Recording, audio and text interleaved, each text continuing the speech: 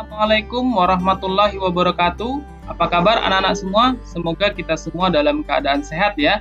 Berjumpa kembali pada kegiatan pembelajaran jarak jauh, di mana pada video kali ini kita akan belajar tema 2, muatan pelajaran IPA. Sebelum memulai pembelajaran, mari kita awali dengan berdoa. Berdoa dimulai. Berdoa selesai.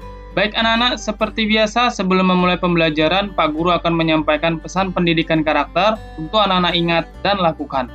Pesan pendidikan karakter kali ini yaitu tentang sikap teliti. Sikap teliti dapat anak-anak latih dengan cara membaca petunjuk pembelajaran yang Bapak Guru kirimkan dengan teliti, agar supaya nilai yang anak-anak peroleh bisa maksimal. Baik anak-anak, mari kita lanjutkan menyimak kira-kira materi apa saja ya yang akan Pak Guru jelaskan pada video kali ini. Berikut adalah materi pembelajaran kita pada video kali ini. Yang pertama yaitu tentang sistem pernafasan pada hewan. Yang kedua yaitu sistem pernafasan pada manusia. Perlu anak-anak ingat bahwa materi yang Pak Guru sampaikan adalah poin-poin pentingnya saja. Untuk materi lengkapnya dapat anak-anak baca di buku yang anak-anak miliki. Pertama adalah sistem pernafasan pada hewan. Sistem pernafasan pada hewan sangat bervariasi. Ini disebabkan karena faktor habitat atau tempat hidup hewan yang juga bervariasi. Yang pertama, hewan yang bernafas dengan insang, contohnya Pisces atau ikan. Yang kedua, hewan yang bernafas dengan paru-paru, di antaranya golongan hewan mamalia, yaitu hewan yang menyusui, contohnya sapi, kuda, harimau, gajah, kambing, dan lain sebagainya. Yang kedua, golongan Aves, yaitu jenis hewan seperti burung, ayam, dan bebek.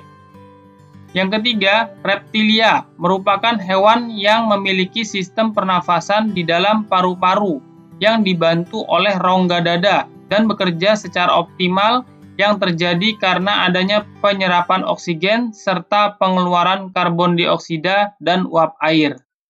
Berikutnya adalah amfibi, merupakan hewan yang dapat hidup di dua alam, yaitu air dan darat. Contohnya pada katak. Katak merupakan hewan yang mengalami metamorfosis, mulai dari tahapan telur, berubah menjadi berudu atau kecebong yang hidup di air dan bernafas menggunakan insang. Kemudian berubah menjadi katak muda dan tumbuh menjadi katak dewasa yang hidup di darat dan bernafas menggunakan paru-paru.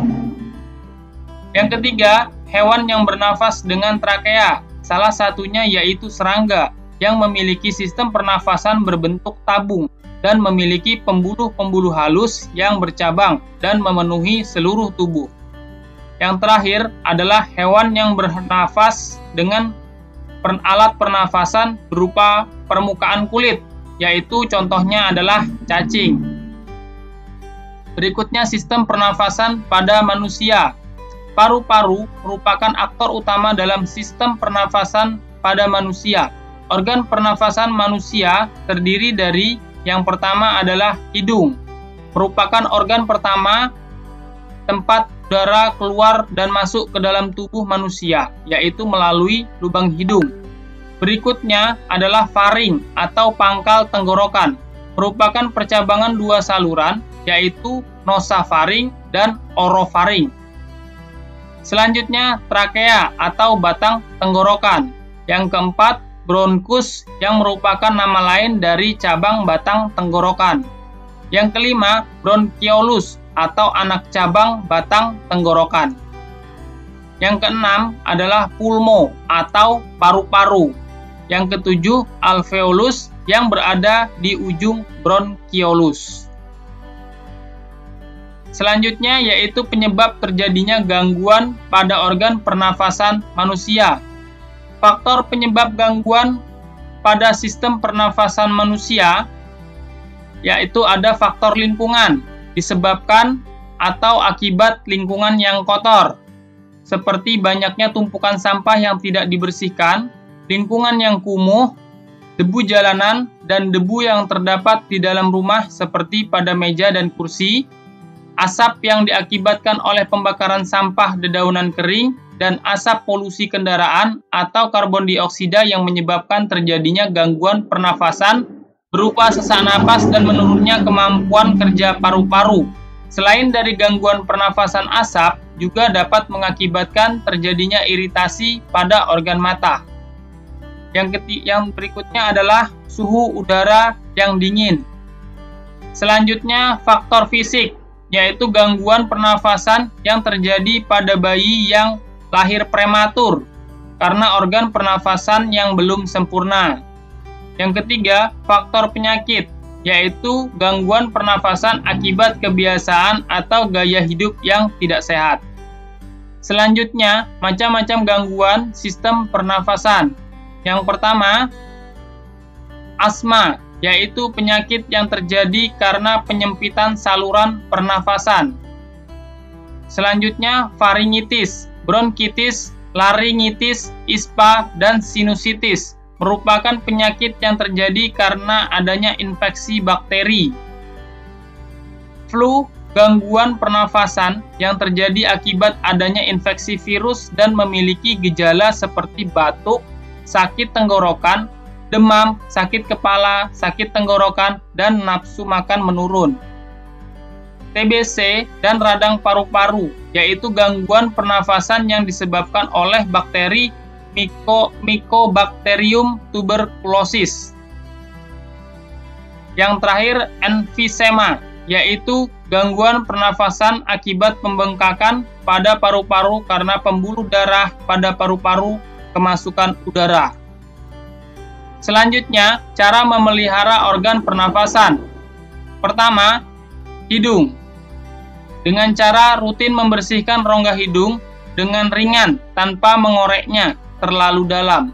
Karena penyakit pada hidung dapat menjalar ke organ tubuh lainnya, yaitu tenggorokan. Tenggorokan dapat dijaga dengan menjaga jenis makanan yang dikonsumsi dan menjauhi hal-hal yang dapat mengganggu pernafasan. Paru-paru dapat dijaga atau dirawat dengan rutin berolahraga pagi dan memperbanyak menghirup udara segar. Selain merawat organ pernafasan, menjaga kesehatan juga dapat dilakukan dengan menjaga kebersihan dan kesehatan lingkungan sekitar, seperti membuang sampah pada tempatnya, banyak menanam pohon di sekitar rumah, dan membuat banyak ventilasi udara di rumah. Baik anak-anak, demikianlah materi yang dapat Pak Guru sampaikan. Semoga penjelasan Pak Guru dapat membantu anak-anak untuk lebih memahami materi pembelajaran. Kepada anak-anak yang menyimak video ini dari awal hingga selesai, Pak Guru ucapkan terima kasih. Dan anak-anak dapat mengulang kembali menyimak video ini untuk lebih memahami materi pembelajaran. Baik anak-anak, sebelum Bapak akhiri, kepada anak-anak yang memiliki pertanyaan, dapat bertanya langsung kepada Pak Guru menggunakan alat komunikasi yang dimiliki. Mari anak-anak kita akhiri pembelajaran kita pada video kali ini dengan berdoa. Berdoa dimulai. Berdoa selesai. Sebelum Bapak akhiri, Pak Guru sampaikan pesan pendidikan di masa pandemi ini, yaitu tetap terapkan protokol kesehatan, cuci tangan menggunakan sabun, dan bilas dengan menggunakan air mengalir. Bapak akhiri, wassalamualaikum warahmatullahi wabarakatuh.